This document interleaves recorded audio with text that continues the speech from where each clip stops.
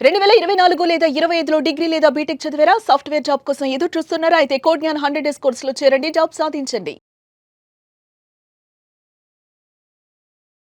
చాలామందండి అంటే భర్త భార్యకు తెలియకుండా సెకండ్ మ్యారేజ్ గనుక చేసుకుంటే ఎలాంటి కాన్సిక్వెన్సెస్ ఉంటాయి? చట్టాలు ఏం చెప్తున్నాయి? చాలా మంచి టాపిక్. విపరీతంగా ఇట్లాంటి కేసులు మనం ఈ మధ్య చూస్తున్నామండి. Left, right, centre 50 years, 40 years, 30 years, 25 years, all the age groups. Okay, majority of the cases family కేసెస్లో ఎక్స్ట్రా మ్యారిటల్ అఫైర్స్. దీనికి ఒక అంటూ భార్యాభర్తలు గొడవ పడ్డప్పుడు, లేదా అవతల వైపు వ్యక్తి సంపాదనకి ఈమె మోజుపడినప్పుడు, లేదా యువతల ఆవిడ కొంచెం చనువుగా మాట్లాడుతుందని చెప్పేసి వీళ్ళ రిలేషన్ స్టార్ట్ అవుతాము. అది స్లోగా ఎక్స్ట్రా మ్యారిటల్ రిలేషన్ కిందకి కన్వర్ట్ అవుతాము. ఈ ఎక్స్ట్రా మ్యారిటల్ రిలేషన్స్ ఇవాళ లివ్ ఇన్ రిలేషన్స్ కింద ఒక పేరు రూపొందింది.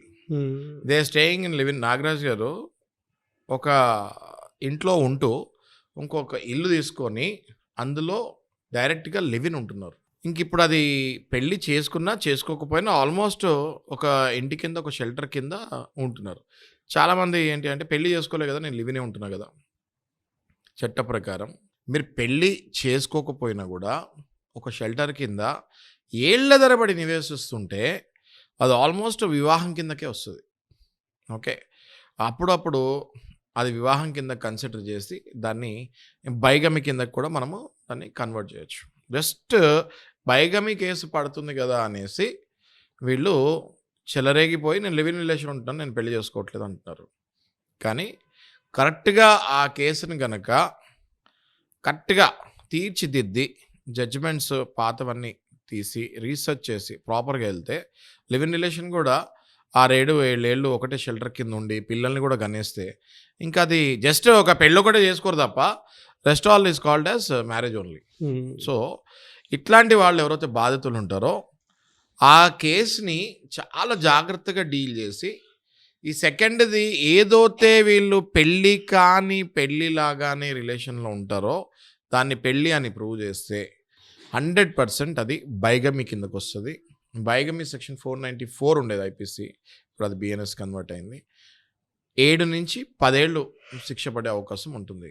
నాగరాజ్ గారు, మన భారతీయ సంస్కృతిలో ఒక మ్యారేజ్ చేసుకున్నప్పుడు హిందూ మ్యారేజ్ లా ప్రకారం కానీ ఆర్ మన భారతీయ సంస్కృతిలో కానీ ఒక మ్యారేజ్ చేసుకున్నప్పుడు రెండో పెళ్ళి చేసుకుంటానికి కుదరదు until you get divorce decree from the family court. Okay, family court నుంచి ఆ డిక్రీ వస్తేనే మీకు ఆ హక్కు ఉంటుంది. దానికి కూడా డిగ్రీ వచ్చింగానే మీరు చేసేసుకోకూడదు. దానికి లిమిటేషన్ టైం ఉంటుంది, దానికి కొద్దిగా టైం ఉంటుంది. ఆ లిమిటేషన్ టైం దాటిన తర్వాతనే మీరు పెళ్లి చేసుకుంటే చాలా బెటర్. ఓకే, సో మీకు ఇవన్నీ తెలియక కంగారు పడి మా దగ్గరికి వచ్చిన వాళ్ళు కొంతమంది, సార్ ఆమె ఒప్పుకోవట్లేదు బట్ కానీ నాకు డైవర్స్ కావాలి, నాకు 1-2 monthsలో డైవర్స్ కావాలి, ఇప్పగలుగుతారా అంటున్నారు. It's not a deal. Marriage is not a deal. మీరు అందరికీ అర్థం కానిది ఏంటంటే ఒక మ్యారేజ్ బ్రేక్ చేసుకుని ఇంకో మ్యారేజ్లోకి వెళ్తున్నారు, అక్కడ ఏమైనా స్వర్గం ఉంటుంది అనుకుంటున్నారా మీరు? ఇంకొక మ్యారేజ్లోకి వెళ్తున్నారు మీరు, అంతే. ఒక మ్యారేజ్ని బ్రేక్ చేసుకొని ఇంకో మ్యారేజ్లోకి వెళ్తున్నారు, రేపు ఇంకా పెద్ద సమస్య మీకు రావచ్చు. సో నా సజెషన్ ఏంటంటే, మీరు చాలామంది ఏంటంటే నాకు స్వేచ్ఛలాగా ఉంటుంది, డైవర్స్ తీసేసుకొని నేను ఇంకొక మ్యారేజ్ చేసేసుకుంటా, ఒక్క ప్రాబ్లంలో నుంచి ఇంకో చాలా పెద్ద ప్రాబ్లంలో పడబోతున్నారు మీరు.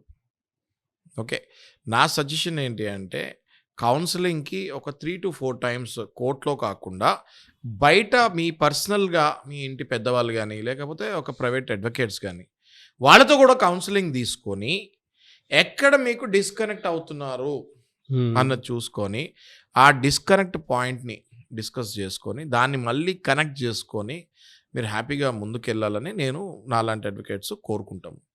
కానీ మీరేదో ఈ మ్యారేజ్ ఇక్కడితో బ్రేక్ అయిపోతుంది, ఫ్రెష్ మ్యారేజ్ చాలా బాగుంటుంది, నాకు నా లైఫ్ బాగుంటుంది అనుకుంటే మా దగ్గరికి 3 marriages, 3rd మ్యారేజ్ వాళ్ళు కూడా మా దగ్గరికి వచ్చారు. 3 మెయింటెనెన్స్ ఇస్తున్నాడు ఆయన. టుడే 3rd మ్యారేజ్ మెయింటెనెన్స్ నడుస్తుంది మా దగ్గర. ఓకే, మరి మీరు ముగ్గురు మెయింటెనెన్స్లు ఇచ్చుకుంటూ మీ జీవితం కుతలం అయిపోయి లాస్ట్లో మెయింటెనెన్స్ కట్టలేక మీరు జైలు లోపలికి వెళ్ళాల్సి వస్తుంది. దయచేసి ఫస్ట్ మ్యారేజ్ని మ్యాక్సిమం వీలైనంత వరకు కరెక్షన్స్ ఏమైనా ఉంటే చేసుకొని మంచి కౌన్సిలింగ్ సెషన్స్కు ఎన్నో కౌన్సిలింగ్స్ చేసాం మేము. మంచి కౌన్సిలింగ్ చేసుకొని మళ్ళీ భార్యాభర్తలు కలిసి ఉండాలని మా అడ్వకేట్స్ కోరుకుంటాం.